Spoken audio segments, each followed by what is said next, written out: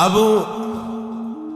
जो इस मार्ग पर, अध्यात्म मार्ग पर, आनंद मार्ग पर चलना चाहते हैं तो उनको एक इंद्रिय के संयम के लिए पांचों इंद्रियों पर संयम करना होगा, ज्ञान इंद्रियों पर। एक बात सुधारने के लिए ब्रह्मचर्य का रक्षा तभी वो उपासक कर सकता है जब सर्वतोभावेन ब्रह्मचर्य होगा। एक जनेन्द्रीय के ही ब्रह्मचर्य की पुष्टता का जब आप लक्ष्य कर लोगे तो उसकी पुष्टता के लिए आपको सर्वतोभावेन ब्रह्मचर्य धारण करना पड़ेगा। सर्वतोभावेन नेत्र का ब्रह्मचर्य, जो नेत्र किसी को भी देखकर भोग कामना कर लेते हैं, भोग बुद्धि से देखते हैं वस्तु को, व्यक्ति को, किसी को भी, ये नेत्र से व्यभिचार हो रहा है, इसलिए सावधान रहना चाहिए। जैसे नाटक, सिनेमा आदि हैं, वहां तो जान रहे हो चित्र हैं, पर उनमें जो अभिनय करने वाले जन हैं वो तो संसारी जन ही है ना। उनका पहनावा, ओढ़ावा, हाव भाव, अंग प्रत्यंग, अगर आप भगवत भाव से युक्त है तो संपूर्ण सृष्टि में कहीं भी दृष्टि जाए अपने प्रभु की भावना होती है, पर वहां तक पहुंचने के लिए आपको ये त्यागना होगा ना। आप किसी का अनुकरण न करें, आप अपनी स्थिति को देखें। अगर आप किसी का अनुकरण करते हैं कि हमने उनको देखा है, वो टीवी देख रहे हैं, तो टीवी में क्या देख रहे हैं, कहाँ स्थिति है, हमें क्या पता। हमको जहां पहुंचना है उसके लिए हमारे लिए बाधक है, हमें नहीं देखना है। अगर आप माना कि कोई नाटक ही देख रहे हैं, कोई ऐसे सीरियल ही देख रहे हैं, पर उसमें अभिनय करने वाले तो संसारी भोगी पुरुष ही है ना। आप कोई त्यागी जितेंद्रीय महात्मा को थोड़ी देख रहे हैं। तो उस देखने में तन्मयता आती है, जिसको हम देखते हैं उस पर हम आसक्त होते हैं, तभी तो उसका सुख दुख अनुभव होता है। देखो कोई ऐसी रोने वाली सीन आए तो रोना आ जाएगा, हंसने वाली आ जाए तो हंसना आ जाएगा, ऐसे तो उसका प्रभाव हम पर पड़ रहा है ना। तो हम किसी के अभिनय करने वाले के अंग प्रत्यंग को देख रहे हैं और वो कामुक होकर कोई काम चेष्टा कर रहा है या कोई ऐसा, वो सारा का सारा मन कवर कर रहा है आपका, और एकांत होते ही फिर जो मन अपना मनमानी करवाएगा आप नहीं सह पाएंगे। इसलिए नेत्र का ब्रह्मचर्य सबसे पहले शुरू कीजिए। आपको वो चीज नहीं देखनी, वो बात नहीं पढ़नी, वो दृश्य नहीं। श्रीमद् भागवत में वर्णन है, कोई पशु पक्षी भी मैथुन कर रहा हो, अचानक दृष्टि गई तो मानसिक प्रणाम करके दोबारा दृष्टि नहीं जानी चाहिए। इसीलिए लिखा है कि आप एक धनुष भूमि को देखकर, एक धनुष, इसमें किसी की हानि नहीं होगी, आपकी भी हानि नहीं होगी, आप एक धनुष भूमि देख करके ही चलिए। मतलब बहुत लंबी दूरी देखने की जरूरत नहीं है, बहुत दृष्टि उठा करके इधर उधर गर्दन हिलाने की जरूरत नहीं है। और जैसे कि कोई टक्कर मार सकता है, तो देखो जिनको प्रारब्धानुसार टक्कर लगनी होती है ना, वो चाहे जितनी सावधानी से चलो, वो प्रारब्ध आकर के दंड देता है। अन्यथा सीम की चाप सके को तासु बड़ रखवा रमापति जासु। आप जा रहे हो भगवत चिंतन करते हुए तो प्रभु का नाम आपका पहरेदार अंग रक्षक है, कोई बाल भी बाका नहीं कर सकता। आपका प्रारब्ध यदि आया है, प्रभु से पास हो गया है कि आपको ये दंड मिलना चाहिए, फिर मिलेगा। आप निश्चिंत रहिए, निर्भय रहिए। प्रभु का जो विधान है वो मंगल करने वाला है। देखो इतने बड़े महापुरुष पूज्य श्री राधा बाबा, श्री आद्याशक्ति भगवती की प्रसन्नता की आराधना कर रहे हैं, क्योंकि श्री कृष्ण हमारे पति हो, इस सिद्धांत की पुष्टता के लिए। और पैर फिसल जाता है, स्नान करने जाते हैं, खड़ाऊ पहने हुए थे, अंग टूट जाता है, दवा नहीं लेते, बांस की खिपचाल बांधकर पुनः अनुष्ठान में बैठते हैं। बलिहारी ऐसी सामर्थ्य की, ये भागवतिक सामर्थ्य। प्रारब्ध ऐसे महापुरुषों को भी दंड दे देता है। देखो ना, ऐसे महापुरुष जो ऐसी ऊंचाई पर पहुंचे हैं और इतने भागवत भजन में नियम निष्ठ है, उनको भी प्रारब्ध दंड दे रहा है शरीर को। तो अपने को इससे निश्चिंत हो जाना है। जो होना है उसे रोक नहीं सकते, जो नहीं होना उसे कोई कर नहीं सकता। अपने आराध्य देव के चिंतन में ज्यादा नेत्रों को इधर उधर दौड़ाने की जरूरत नहीं है। नेत्र का ब्रह्मचर्य, फिर वाणी का ब्रह्मचर्य, बहुत बड़ा प्रभाव पड़ता है इससे। यदि आप जवान से अश्लील बातें, गंदी बातें, कामुक बातें करेंगे तो आप ब्रह्मचर्य रह ही नहीं सकते। अगर आप वाणी से परस्पर शरीर आकर्षण वाली बातें करेंगे, बट उसको देखा तुमने क्या, बस आप गए। चाहे वो स्त्री शरीरधारी साधक हो या पुरुष शरीरधारी, परस्पर आकर्षण संबंधी यदि वाणी खुली आपकी, तो वाणी के व्यभिचार से आपका जनेन्द्रिय का व्यभिचार प्रारंभ हो जाएगा। आप रोक नहीं सकते, नहीं रोक सकते। इसलिए वाणी से भी कोई ऐसी वार्ता न कीजिए जिससे आपके अंदर काम वेदना बढ़े। श्रवणेन्द्रिय का, कान से गंदी बातें, व्यभिचार की बातें, कामुक बातें सुनना जिससे हमारे हृदय में कामना जग जाए, बिल्कुल नहीं। भले वो किसी को लेकर टीका टिप्पणी की जा रही हो, देखो वो साधक है, उसको हमने देखा वहां ऐसे देख रहा था, वैसे कर रहा था, वो तो आपको समझ में आ रहा है कि किसी साधक की बात कर रहे हैं, वो तुम्हारे नाश के लिए उपाय कर रहे हैं जो आपको ऐसी बात बता रहे हैं। क्यों? क्योंकि आप भी तो साधक हैं। श्रवणेन्द्रिय का व्यभिचार हो रहा है। आराध्य देव के सिवा और कोई बात कान से सुनना उसे व्यभिचार कहते हैं।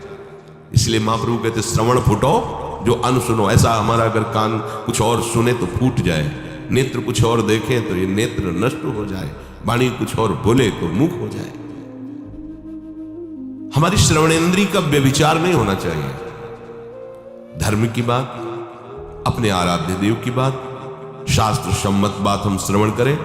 अन्यथा अगर कोई ऐसा मित्र है या हमारा साथ में रहने वाला है, कोई किसी भी साधक की को लेकर बात कर रहा है, तो भी हमें कान में उंगली डाले नहीं। हम कोई ईश्वर थोड़ी कि हम किसी को संभाल लेंगे, हम अपने को नहीं संभाल पा रहे, हमारे सामने किसी की बात मत करो। ऐसी करना है तो प्रभु की चर्चा करो, अन्यथा मत करो। तो अगर आप श्रवणेन्द्रिय का ब्रह्मचर्य, वाकेंद्रिय का ब्रह्मचर्य, नेत्रेंद्रिय का ब्रह्मचर्य और त्वगेंद्रिय का ब्रह्मचर्य, अनावश्यक किसी को स्पर्श मत करो। परस्पर विरोधी शरीर को तो भूल कर मत करो। विरोधी शरीर, इससे हमारा पुरुष शरीर है, सामने स्त्री शरीर है, तो किसी भी तरह से सेवा के लिए संकेत करना या किसी भी सेवा के लेन देन में बचाव पक्ष में रहो। यहां रख दीजिए सामान, फिर आप उठा लीजिए। सीधे हाथ में सामान लेना नहीं, सीधे हाथ में सामान देना नहीं, जमीन में रख दीजिए। बहुत पवित्र है तो आप कुर्सी पे जो भी आसन उसका हाथ में लेने का नहीं। परस्पर विरोधी भाव वाले शरीरों का स्पर्श बिल्कुल निषेध है, किसी भी कारण से न किया जाए। मान लीजिएगा ये बहुत मतलब आवश्यक है, यदि आप इसमें चूक कर गए तो धीरे धीरे आप फिसल के वहीं खड़े हो जाएंगे जहां से चढ़ना मुश्किल है। किसी भी साधिका को, किसी भी साधक को परस्पर लेन देन हाथ में नहीं करना चाहिए। मानो हमारी बात, आपको माला देनी है, चौकी पे विराजमान करो, हम उठा लेंगे। हमें कोई सामग्री, ये सामान रखिए, आप उठा लीजिएगा। कभी भी कोई भी परस्पर मुस्कुराहट, बातचीत, ऐसे कोई इशारे यदि दिखाई दे तो आप बचो और उसको बचाओ। साधक है, साधिका है, उससे गलती हो सकती है, आपसे भी गलती हो सकती है। आप सत्संग सुनते हैं, आपको लगा कि इसकी मुस्कुराहट, इसकी कुछ चेष्टा ऐसी दिखाई दे रही है जो हमारे अंदर कामुकता पैदा कर सकती है, उसको भी बचाओ और स्वयं बचो, तो भगवान आप पर प्रसन्न हो जाएंगे। वो देख रहे हैं अंदर की बात। साधक को बहुत सावधान रहने की आवश्यकता। ये इसको खिलवाड़ मत समझो, इसीलिए कह रहे हैं ये अध्यात्म है, ये परमार्थ है। आपको लगेगा नहीं कि क्या हुआ, मैं कहां भ्रष्ट हुआ, ऐसी जगह खड़े हो जाओगे कि जान भी नहीं पाओगे कि मैं कहां चढ़ रहा था, दोबारा उत्साह भी नहीं आ पाएगा। बात अच्छे से समझ लीजिए। तो हमारी त्वगेंद्रिय का व्यभिचार ना होने पावे, सहसा किसी का इस पर, किसी की भी अगर सेवा करने का सौभाग्य मिले, फिर उसमें ये प्रश्न नहीं होता। अगर कोई गिर रहा पड़ा है, भला ऐसी स्थिति में कि मुझे अत्यंत आवश्यक है उसे उठाना, अगर नहीं उठाते तो वो कष्ट पा रहा, अचानक कोई गिर जाए, फिर हम ये नहीं देखेंगे, फिर ये हम सूत्र नहीं स्वीकार करेंगे कि अब हम तो ब्रह्मचारी हैं, अब हम खड़े खड़े देख नहीं। उसको अत्यंत आवश्यकता है हमारी। अब उस समय भूल गए अपने आप को और उसको उठा करके अगर हमें अस्पताल ले जाना, अस्पताल ले जाएंगे, जरूरत है, हम उसकी सेवा करेंगे। सावधान। वो भगवत भाव से की हुई सेवा तुम्हारे अंदर आध्यात्मिक शक्ति पैदा करेगी, काम भावना नहीं पैदा करेगी। हमारी माँ बीमार हो और हमें उसे पता चला कि शौच कर दिया है, हमें शौचाना पड़े, हमें उसका मल धोना पड़े, तो क्या हमें काम जागृत हो जाएगा? क्या मेरी माँ है, हमारी बुद्धि कभी ऐसी नहीं होगी। आपका पिता है, आप लड़की हो, कोई दूसरा रह नहीं गया और वो बीमार है, आपको ऐसी क्या काम जागृत हो जाएगा? क्या अगर ऐसी सेवा में काम जागृत होता तो कोई नर्स ही अस्पताल में नहीं होती। हर सेवा उसको करनी होती है, नर्स को, चाहे वो स्त्री शरीर हो चाहे पुरुष शरीर हो। परस्पर विरोधी शरीरों की सेवा पर कहीं काम थोड़ी जागृत होता, क्योंकि उसको अपने सेवा धर्म से मतलब है। तो ये सेवा के समय इस सूत्र को न देखा जाए, पर ध्यान रखें, अत्यंत आवश्यक जहां आपके सिवा नहीं हो सकता, वहां अगर हमें ऐसा अवसर मिलता है कि सेवा उससे हो सकती है तो हम पहले उसे प्रेरित करेंगे। और अगर ऐसा है कि अब कोई नहीं है, फिर हमारा परम धर्म जागृत हो जाता है परहित का। अगर हमारा कोई निंदा भी करे, कोई शरीर की भी हानि हो जाए, अब हम परवाह नहीं करते। परहित सरिष्ठ धर्म नहीं भाई, इससे बड़ा कोई धर्म नहीं है। पर ध्यान रखें, भगवान को साक्षी करके ये उस समय की बात है जहां बिल्कुल कोई अब गुंजाइश नहीं रह गई है। त्वगेंद्री को ऐसे सहसा किसी आप पुरुष शरीरधारी पुरुष को भी सहसा इसे आप में शक्ति जागृत होगी। यदि आप वाणी को मौन रखते हैं, भगवान नाम जप करते हैं और सत्य बोलते हैं, तो आप जब कभी जो कुछ भी बोलेंगे वैसा ही सत्य होगा। गांधारी जी ने कोई तप नहीं किया था। जब सुना कि मेरा ब्याह धृतराष्ट्र से हो रहा है जो बाह्य नेत्र रहित है, उसी समय पट्टी बांध दी कि जब मेरा पति संसार को नहीं देख सकता तो मैं भी संसार को नहीं देखूंगा। जब मेरा पति मेरे रूप को नहीं देख सकता तो मैं भी किसी के रूप को नहीं देखूंगा। पट्टी बांध दी। जब महाभारत का युद्ध चल रहा था, बड़े बड़े वीरों को मार गिराया जा रहा था, गांधारी ने दुर्योधन से कहा, सुन, मुझे पता है कि भीम की गदा को तू झेल नहीं पाएगा, क्योंकि सबसे बड़ी बात भगवान का वरदहस्त उनके ऊपर है। दूसरी बात, वो पवन पुत्र है।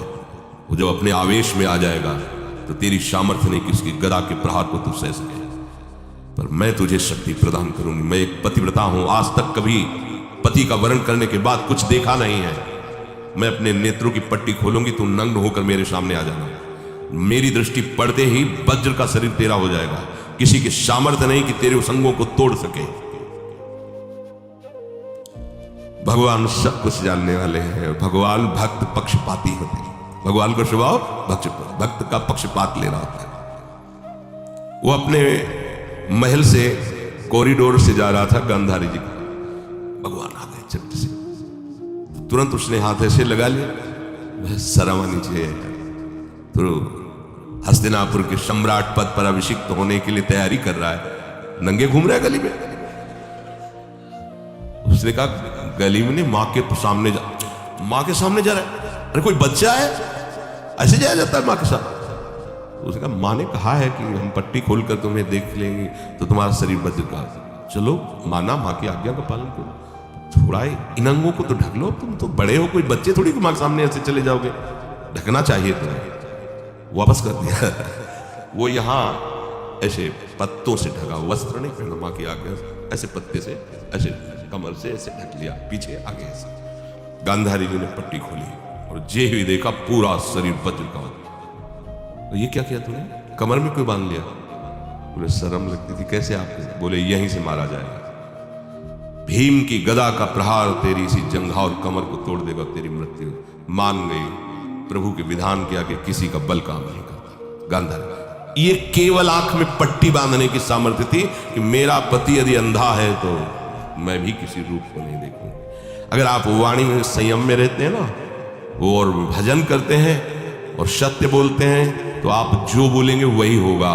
पर ऐसा कुछ अनर्थ वो बोलता ही नहीं, क्योंकि ऐसा संयमी जान जाता है कि इन सब का फल भगवत प्राप्ति है, किसी को कष्ट देना नहीं है।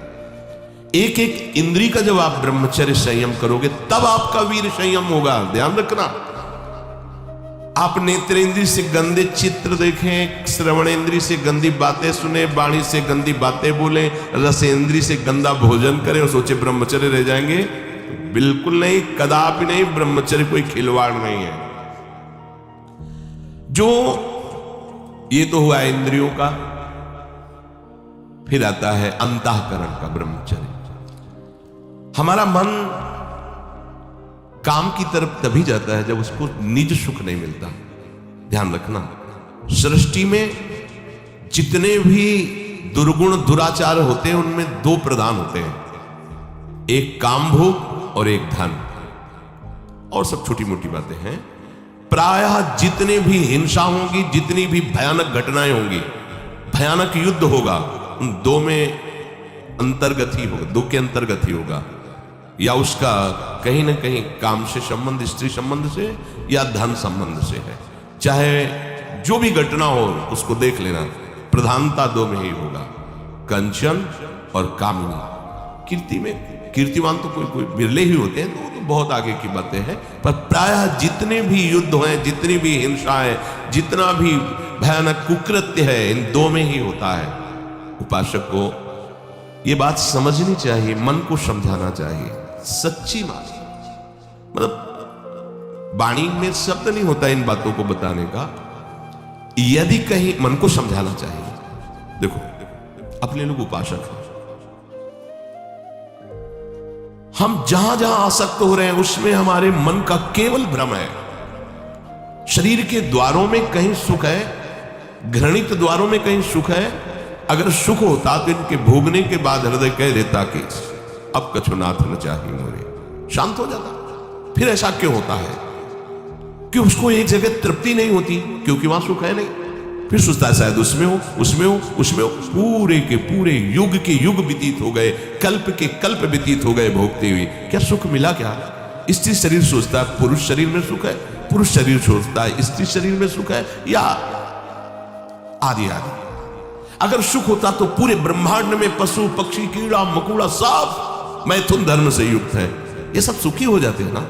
जो जितना भोगा सकते उतने दुखी देख लो, अशांत क्लिष्ट परेशान और पापाचरण युक्त। ये क्या है? मन को समझाइए। वैरागी भगवत मार्ग का पथिक मन के द्वारा ऑपरेशन करता है हर वस्तु का। ये सब इसको ऐसा ना समझे कि बड़ी गुप्त बातें हैं। गुप्त बातें हैं प्रिया प्रीतम के दिव्य चिदानंद में रहस्य की, ये गुप्त बातें नहीं, इनको समझो खोल करके।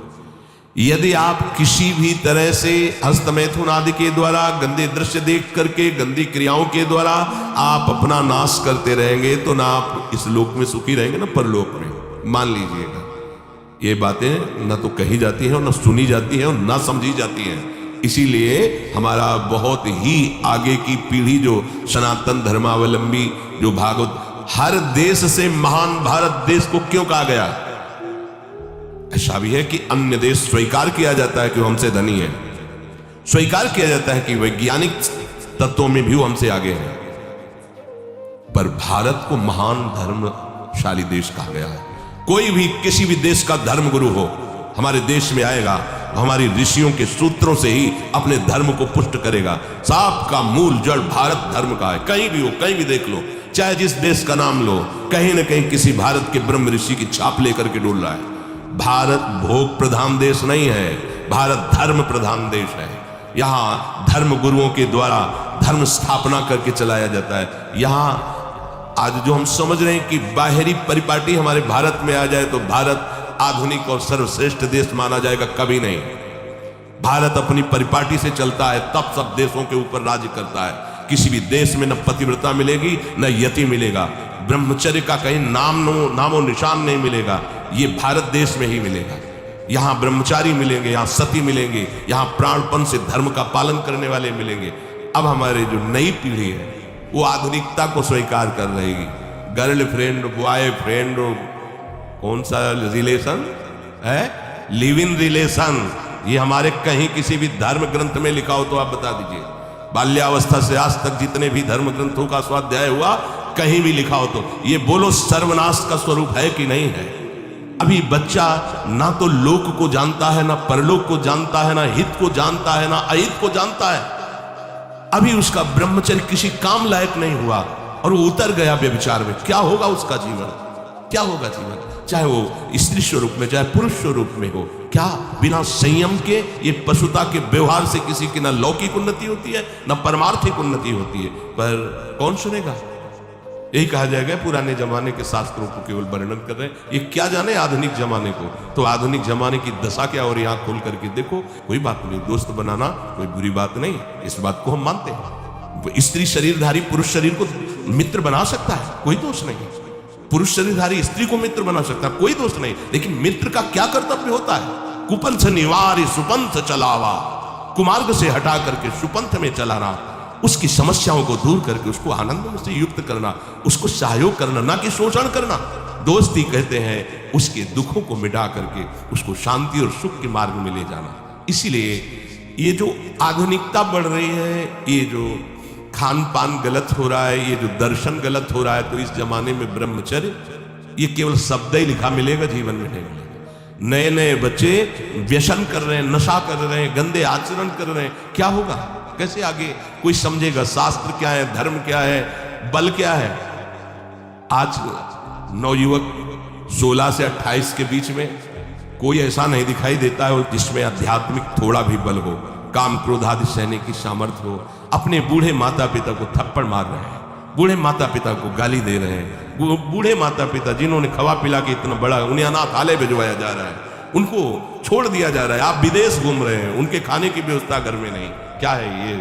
आज आधुनिक विद्या का ये प्रभाव है। विद्या विनयम ददाति, जो अपने वयोवृद्धों की सेवा नहीं कर सकता वो क्या विद्या पढ़ा?